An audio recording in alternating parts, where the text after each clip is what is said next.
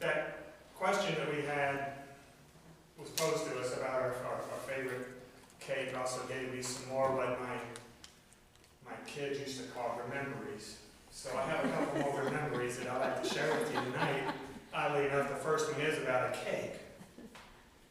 The story goes something like, once upon a time, my evil stepmother, well, maybe not that way, we'll do it this way. 20 years ago, my stepmother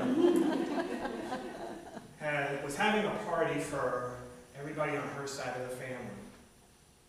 And she wanted our kids there. They were about this tall at the time. And not necessarily having myself there with my wife, but she soon understood that they were kind of high maintenance, so they had to have my wife and I there to take care of the kids. So I asked her, is there anything I can bring? And she gave me that look of, whatever I give you, you're going to mess it up. So she said, why don't you just bring some dessert? Who can mess up dessert, right? Well, I went to Kroger's and I got a white sheet cake. And it had light blue icing around the border. And I said, I want to have some fun with this. You only live once, right? I had her put a Star of David on it and Happy Bar Mitzvah Joe. So I took it to the house, and it came time for dessert. And we had the cake stacked in the kitchen, and mine was on the top. I was holding one of my kids up against the counter like this, and I could see her face. Well, she got to the cake, and she opened it up.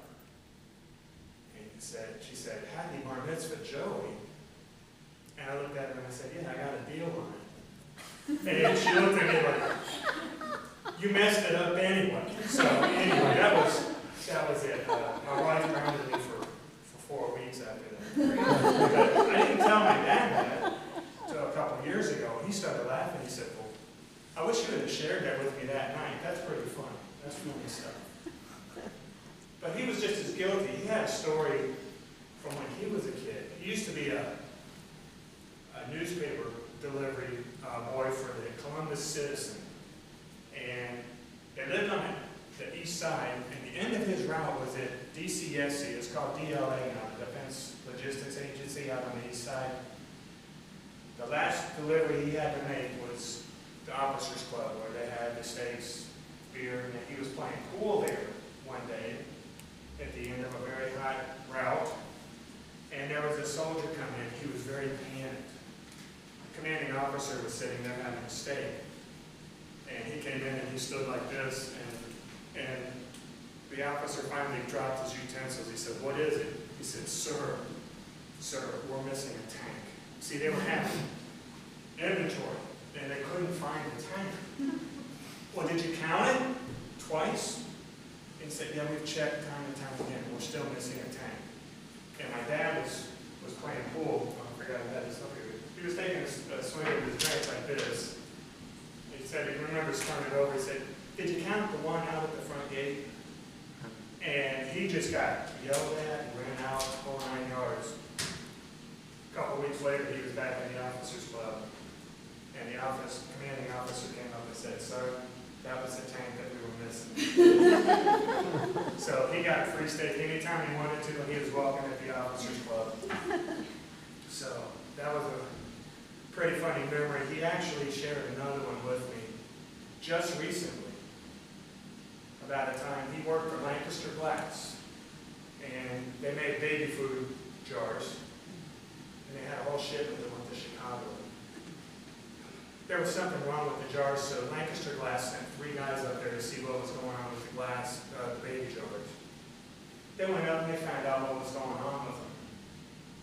But that night they had some free time. The 2 guys that he was with wanted to go out drinking. But my dad said, I want to take the train uptown, and I want to go see Bob Hope. I thought that was cool. Go up and see Bob Hope. You're trying to picture your dad when he's in his 20s, going up and seeing Bob Hope in Chicago. Well, at the end of the show, he looked at his watch and he realized that he better hightail it or he's going to miss that last train back to the hotel. Well, he didn't make it. was going to do. If he didn't get back to the hotel by the first light in the morning, he was going to miss the train back to Ohio. So he went over on a park bench and he was actually laying there trying to figure out what he was going to do. And a policeman came up to him. I'm going to stop there for a second and think, through your lens of 2016, what would happen next?